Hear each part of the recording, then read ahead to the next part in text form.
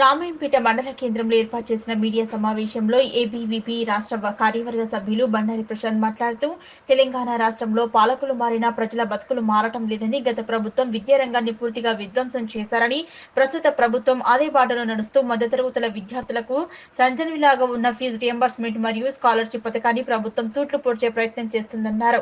గత 3 సంవత్సరాలుగా 7,500 కోట్ల ఫీజు రియంబర్స్మెంట్ స్కాలర్షిప్ల బకాయిలు పెండింగ్ లో ఉన్న ఈ ప్రభుత్వం ఏమీ పట్టనట్టు వ్యవహరిస్తుందని ఆయన తెలిపారు.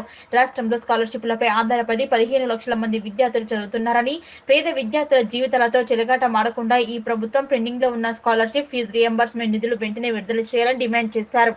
ఈ కార్యక్రమంలో ఏబీవీపీ కార్యకర్తలు భాను, అర్జున్, దుర్గప్రసాద్, దీక్షిత్, భరత్, సాత్విక, జయంతి, మణికంఠ తదితరులు పాల్గొన్నారు. అందరికీ నమస్తే. ఈరోజు అఖిల భారతీయ విద్యార్థి పరిషత్ రామాయంపేట శాఖ ఆధ్వర్యంలో ప్రెస్ మీట్ కార్యక్రమం నిర్వహించడం జరుగుతోంది. ఎందుకంటే తెలంగాణ రాష్ట్రంలో చూసుకుంటే విద్యా వ్యవస్థను గాలికి వదిలేసిన ప్రభుత్వం మన తెలంగాణ రాష్ట్రంలో ఉన్నటువంటి ఈ కాంగ్రెస్ ప్రభుత్వం. విద్యార్థులపైన మొండి వైఖరి చూపిస్తున్నటువంటి రేవంత్ రెడ్డి విద్యార్థులకి ఇంతవరకు పెండింగ్ ఉన్నటువంటి 7,500 కోట్ల స్కాలర్షిప్లను విడుదల చేయకపోవడం సిగ్గుచేటు. అలాగే ఫీజు నియంత్రణ చట్టాన్ని అమలు చేయలే, కార్పొరేట్ పాఠశాలలపైన ఇంతవరకు చర్యలు తీసుకోవాలని ప్రభుత్వాన్ని మన తెలంగాణ రాష్ట్రంలో చూస్తూ ఉన్నాం. విద్యార్థులకి ఉన్నటువంటి స్కాలర్షిప్ల మీద దాదాపు 15 లక్షల మంది విద్యార్థులు ఆధారపడి విద్యను కొనసాగిస్తూ ఉన్నారు. ఇంతవరకు స్కాలర్షిప్లు విడుదల కాక విద్యను కొనసాగించలేకపోతూ ఉన్నారు.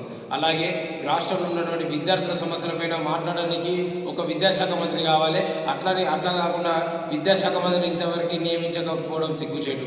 ఇంతవరకు విద్యాశాఖ మంత్రి దిక్కులేని ప్రభుత్వాన్ని మన తెలంగాణ రాష్ట్రంలో చూస్తూ ఉన్నాం. వెంటనే విద్యాశాఖ మంత్రిని నియమించాలి. విద్యార్థుల సమస్యలను పరిష్కరించాలని అఖిల భారతీయ విద్యార్థి పరిషత్ డిమాండ్ చేస్తుంది.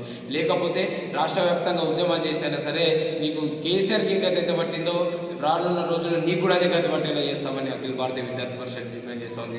వెంటనే విద్యార్థులకి ఫీజు నియంత్రణ చట్టం, విద్యార్థులకి స్కాలర్షిప్లను విడుదల చేయాలి.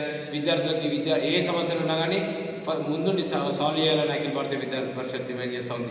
విద్యార్థులకి ఏ సమస్యలు వచ్చినా కానీ అఖిల భారతీయ విద్యార్థి పరిషత్ ముందుకు వస్తుంది. విద్యార్థులకు స్కాలర్షిప్లను విడుదల చేయాలి, నియంత్రణ చట్టాన్ని అమలు చేయాలి. అలాగే విద్యాశాఖ మంత్రి నియమించాలని అఖిల భారతీయ విద్యార్థి పరిషత్ డిమాండ్ చేస్తూ ఉంది. లేకపోతే రాష్ట్ర వ్యాప్తంగా ఉద్యమం చేస్తామని అఖిల భారతీయ విద్యార్థి పరిషత్ తెలియజేస్తూ ఉంది. జై హింద్, జై భారత్.